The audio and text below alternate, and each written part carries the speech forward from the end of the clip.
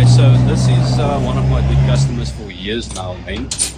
He asked me just to do a compression test on his engine. It's running a little bit underpowered. He's struggling with his water drill rig. So what we're doing now, first thing before we do anything on a compression test, is we set the valves.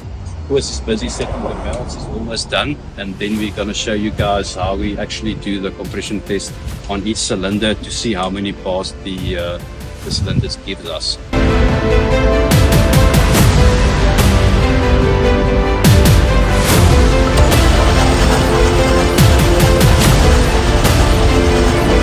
Okay. So the needle moved below 10 bar because it only starts from 10 bar, so it's less than 10 bar on cylinder number 1.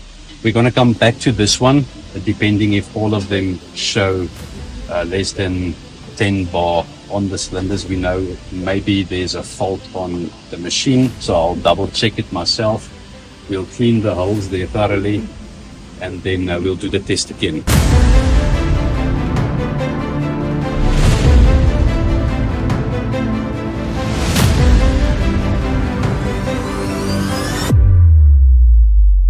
Okay, so we've done compression test on number 1, number 2 and number 4.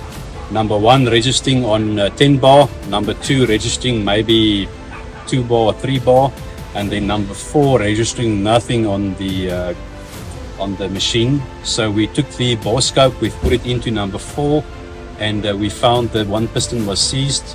Number 2, you can clearly see dust particle intake on it, so it's going to be a complete top end. So new pistons, new liners, we need to go through the cylinder heads, need to take them apart, clean them thoroughly, inspect them, and then also seal them again to make sure that there's no leaks from the valves or anywhere else.